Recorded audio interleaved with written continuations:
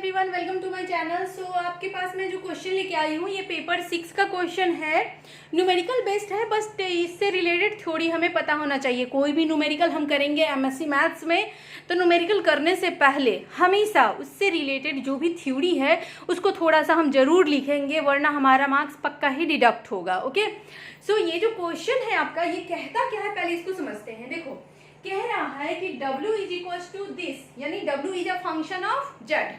ठीक है, W Z पे डिपेंडेंट है, ये ट्रांसफॉर्म करता है mod Z is equal to 1 into C is equal into a circle of radius R and find its centre. पहले इस क्वेश्चन को समझते हैं। देखो, मान लो कि कोई ना आपके पास Z एक रीजन है, x प्लस आयोटा y वाला रीजन होता है ना हमारा Z एक रीजन है जिसमें एक सर्कल Z को डिफाइन किया गया है mod Z is equal to 1 को, यानी कि इसका रेडियस क्या होगा 1 और सेंटर होगा 0 0। क्लियर है। अब आपसे कह रहा है कि एक दूसरा रीजन लेके आओ जिसको कहा गया है W, और W रीजन जो है ना वो Z से कुछ इस तरह से डिपेंड कर रहा है कि यहाँ पे ना चीजें थोड़ी सी बदल जाए, मतलब x की वैल्यू भी बदल गई है और y की वैल्यू बदल गई है। मान लो ये u और आयोटा भी हो गया। क्लियर है। जैसे पहले Z जो था वो था x प्लस आयोटा y, और अब जो W है वो हो गया u प्लस आयोटा v। बात को समझना। तब कह रहा है अगर इस रीजन में आपने जूम देखा है, मतलब किसी भी वीडियो को जूम करते हैं। मान लो जैसे कि मैं अगर ग्राफ बनाऊं ऐसा, ठीक है, और यहाँ पे मैंने एक सर्कल बना दिया ऐसा। क्लियर है। अब इस ग्राफ को अगर मैं चेंज करके इस लाइन को पतली पतली कर दूं और तब सर्कल बनाऊं तो जो सर्कल दिखेगा ना और इसके दिखने में थोड़ा सा डिफरेंस आ जाता है। क्यों डिफरेंस आ जाता है? क्योंकि हमने ना रीजन को चेंज कर दिया। रीजन को अगर जैसे कि मेरा अगर आप फोटो खिंचा रहे हो पासपोर्ट साइज, तो आपकी ऐसी हो जाती है, फोटो होती है ना, उस फोटो का डायमेंशन छोटा हो जाता है, और वही अगर बड़ी फोटो में आपका डायमेंशन बड़ा हो जाता है। सो यहाँ पे आपसे जो कह रहा है कि इस वाले मतलब सर्कल को उठा के दूसरे रीजन में अगर मैं डाल दूं तो ये सर्कल ना तब भी आपका कैसा दिखेगा। बोल रहा है कि अगर Z से उठा के W वाले रीजन में डाल दूं तो ये सर्कल तब भी आपका रेडियस एक ही दिखेगा, लेकिन सेंटर कुछ चेंज हो जाएगा। और बताओ वो सेंटर क्या होगा। तो मेरी बात ध्यान से सुनना, इसी को हम कहते हैं ट्रांसफॉर्मेशन जो है वो कन्फॉर्मल है। कन्फॉर्मल कहने का मतलब कि एक रीजन से उठा के दूसरे रीजन में अगर आपने सर्कल को या किसी फिगर को उठा के डाल दिया तो तब भी सर्कल सर्कल ही दिख रहा हो, तब भी ये स्ट्रेट लाइन ही दिख रहा हो। उस केस में हम कहते हैं कि दोनों रीजन जो है उस रीजन में अदला बदली अगर कर रहे हो फिगर का तो वो कन्फॉर्मल रीजन है। क्लियर है। तो आई होप कि इससे रिलेटेड थ्योरी भी आप लिख पाओगे। ठीक है, तो चलो क्वेश्चन स्टार्ट करते हैं। क्वेश्चन स्टार्ट करने से पहले कन्फॉर्मल आप लिख देना कि क्या होता है कि अगर हम एक रीजन से दूसरे रीजन में अगर हम किसी फिगर को या किसी सर्कल को या किसी डायग्राम को अगर ट्रांसफॉर्म करते हैं तो उसकी जो बेसिक चीजें हैं वो चेंज नहीं होता है, उसका शेप वही रहता है, तो कहते हैं कि कन्फॉर्मल है। क्लियर है। तो अब हम क्या करेंगे, Z को W के टर्म में लिखना है मुझे, क्योंकि अब हम घुस रहे हैं W वाले रीजन में। तो हम क्या करेंगे, क्रॉस मल्टीप्लाई करके। देखो, सिर्फ न्यूमेरिकल अगर आप सोचोगे ना तो न्यूमेरिकल तो तुरंत बन जाता है। सिर्फ न्यूमेरिकल अगर लिखोगे तो क्या लगता है 16 नंबर मिल जाएंगे, 8 नंबर मिल जाएंगे? नहीं मिलेंगे आपको उससे रिलेटेड थ्योरी भी लिखना पड़ेगा। क्लियर है। तो यहाँ पे लिख लेना आप, और उसके बाद हम क्या करेंगे, Z को लिखना है मुझे W के टर्म में। क्लियर है। तो पहले क्या करेंगे, क्रॉस मल्टीप्लाई कर लो, 4ZW minus 2W that should be equal to 5 minus 4ZW। अब मुझे चाहिए सारे Z एक तरफ ताकि मैं Z को अलग कर लूं और W को अलग। तो 4ZW प्लस 4ZW। अच्छा, एक काम करो ना, 4 को ना ऐसा वाला 4 लिखो, वरना बाद में प्रॉब्लम हो जाएगा। जब मैं U लाऊंगी ना तो 4 को U ना लिख दो आप। ठीक है, is equal to 5 minus 2W। So यहाँ से हम 4Z को कॉमन ले लेंगे तो W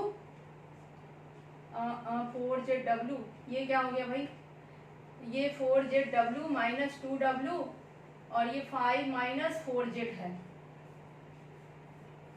ठीक है, प्लस 1 इज इक्वल टू 5, ये माइनस उधर गया तो प्लस ना हो गया, 5 प्लस 2W, यानी यहाँ से आपका Z इज इक्वल टू क्या आ जाएगा, 5 plus 2W divide by 4W plus 4। Clear ये चीज। So now we have write Z in terms of W। हम Z को ले गए हैं W वाले रीजन में। क्लियर। अब चूंकि हमारे पास कंडीशन दिया है mod z is equal to 1, so we will put this mod of this is equal to 1। यानी अब मैं क्या करूंगी ना कि we have given mod z is equal to 1, so 5 plus 2w upon 4w plus 4 is equal to 1। Clear है ये चीज? अब क्रॉस मल्टीप्लाई करो मॉड के साथ, यानी कि 5 plus 2w mod of 4w plus 4। अब मेरी बात ध्यान से सुनना, हमने आपको पहले ही बताया कि z क्या है आपका x plus iota y। z में थोड़ा सा चेंजेस वगैरह करके कुछ जोड़ घटाव भाग भाग देके आपने w बनाया है ना? चेंजेस ही करके ना w बनाया है, यानी x भी बदल गया होगा और y भी बदल गया होगा। So let us assume let w is equal to u plus i भी। क्लियर है ये चीज? अब देखो जरा ध्यान से, अब क्या करेंगे, जहां जहां w है वहां पे u प्लस i भी डालेंगे। डालिए 2u प्लस, देखो यहाँ पे u प्लस i भी डाल रहे हैं और 2 से मल्टीप्लाई कर रहे हैं, तो 2u प्लस 2 आयोटा भी, that should be equal to again यहाँ पे u प्लस आयोटा भी डालेंगे। क्लियर है? तो ये हो जाएगा आपका, ये 4 है, ये भी 4 है ना? तो 4u प्लस आयोटा 4 भी प्लस 4। क्लियर है? अब देखो जरा ध्यान से, ये रियल पार्ट है और इसका रियल पार्ट भी अलग कर लो, 4u प्लस 4 प्लस आयोटा 4 भी। क्लियर है? अब रियल पार्ट मैंने अलग इसलिए किया क्योंकि ध्यान से देखना कि जब भी हम x प्लस आयोटा y का मॉड निकालते हैं तो under root x square plus y square आता है ना? इसको हम लिख भी देंगे साइड में, चूंकि mod of x plus iota y is equal to under root x square plus y square, इसीलिए आपका इसका मॉड क्या हो जाएगा, रियल पार्ट का स्क्वायर प्लस इमेजिनरी पार्ट का स्क्वायर। ये इक्वल किसके होगा, रियल पार्ट के स्क्वायर प्लस इमेजिनरी पार्ट के स्क्वायर के। क्लियर है? अब हम क्या करेंगे, बस कुछ नहीं करेंगे, इसको ओपन करेंगे और जोड़ वोड़ करेंगे, कैलकुलेशन करेंगे, अपने आप आंसर आ जाएगा। करते रहिए। चलिए फटाफट करते हैं इसको।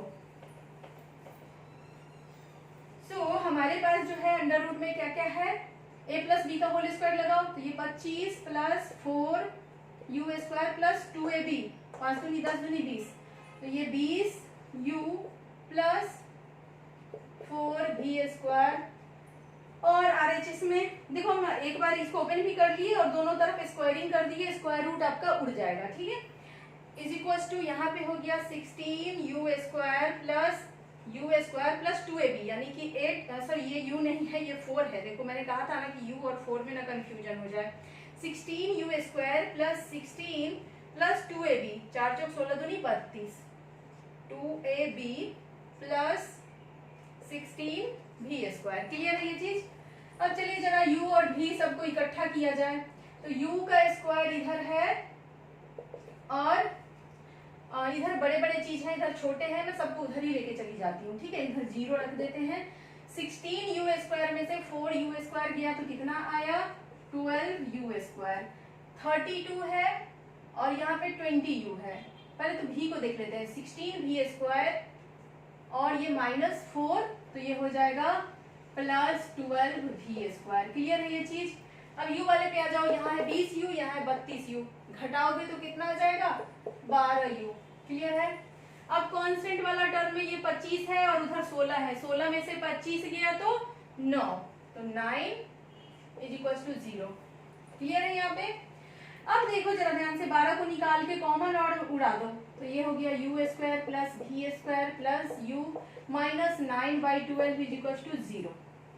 अब जरा ध्यान से देखना, क्या ये इक्वेशन ऑफ सर्कल है? देखो जरा ध्यान से, मैंने आपको कहा इक्वेशन ऑफ सर्कल जो होता है वो आप कैसे लिखते हो, आप लिखते हो x माइनस एच का square plus y minus k का square is equal to r square, यही तो लिखते हो इक्वेशन ऑफ सर्कल। अगर इस टर्म में होता तो हम इससे कंपेयर कर लेते। दूसरा एक स्टैंडर्ड फॉर्म एक और होता है इक्वेशन ऑफ सर्कल, याद करो क्या था, x square plus y square plus 2gx plus 2fy plus c is equal to 0। याद आया कुछ? तो ये था हमारा equation of circle where G और एच जो था ये क्या था आपका, सेंटर था, सेंटर ऑफ सर्कल, है ना। अब देखो जी और एच जो था ये सेंटर ऑफ सर्कल था, सॉरी यहाँ पे माइनस जी और माइनस एच था। जब हम जी एच लेते हैं ना तो यहाँ माइनस आ जाता है, और जब पॉजिटिव लेते हैं तो यहाँ निगेटिव, और निगेटिव तो पॉजिटिव। मतलब ये जानो कि आपका सेंटर क्या है, इसका उल्टा, यहाँ जो साइन है यानी माइनस जी और माइनस एच है। क्लियर है ये चीज। अब चलो यहाँ पे देखते हैं हम। So on comparing this with standard equation of circle, हम इसका क्या करेंगे। अच्छा एक बात बताओ, कुछ मिसिंग हो गया है क्या, भी वाला टर्म कहाँ चला गया। जैसे u जब हम सॉल्व कर रहे थे तो यहाँ पे कोई भी का भी टर्म था क्या, एक बार चेक करना। तो अभी पीछे इरेज ही कर दिया मैंने, तो एक सेकेंड में चेक करती हूँ, जरा पॉज करना एक सेकेंड।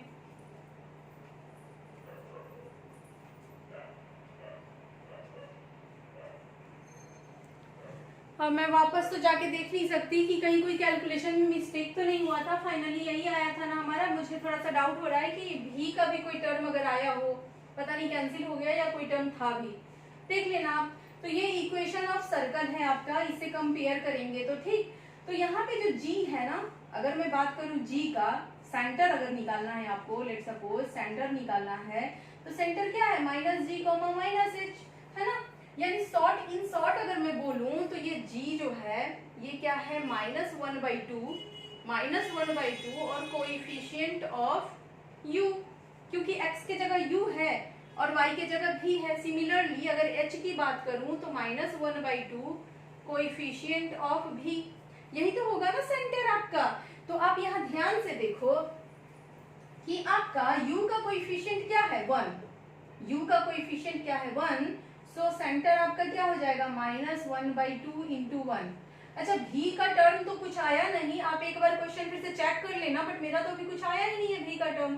तो भी का टर्म अगर कुछ नहीं होगा तो ये 0 हो जाएगा। अगर कुछ होगा, कहीं कैलकुलेशन मिस्टेक हुआ होगा तो एक बार चेक कर लेना। मैं इरेज कर दी हूँ तो पीछे जाऊं तो जाऊं कैसे, और मेहनत करने का वापस मूड नहीं है मेरा, तो आप चेक कर लेना। अगर भी का कोई टर्म आएगा मान लो यहाँ पे, तो वहां पे -1/2 से मल्टीप्लाई कर देना उसका कोएफिशिएंट, अदरवाइज यही आपका सेंटर हो जाएगा। क्लियर है। और रेडियस 1 आपका यहाँ से देखो आ चुका है, रेडियस = 1, ठीक ना। अच्छा रेडियस = 1 है, इसका मतलब है कि √g² + h² करेंगे हम तो 1 आना चाहिए, जो कि यहाँ पे तो 1/4 आ रहा है, यानी यहाँ पे कुछ मिस्टेक हुआ होगा, आप इसे चेक कर लेना। कोई बात नहीं है, हमारा मतलब क्वेश्चन बिल्कुल सही हमने बनाया था। मुझे लग रहा है कहीं पे कोई टर्म मिस हो गया है, एक a² + b² किया होगा, तो एक बार आप चेक कर लेना, ठीक है। और let me confirm in comment section. Okay, thank you, keep supporting me, bye bye, thank you very much.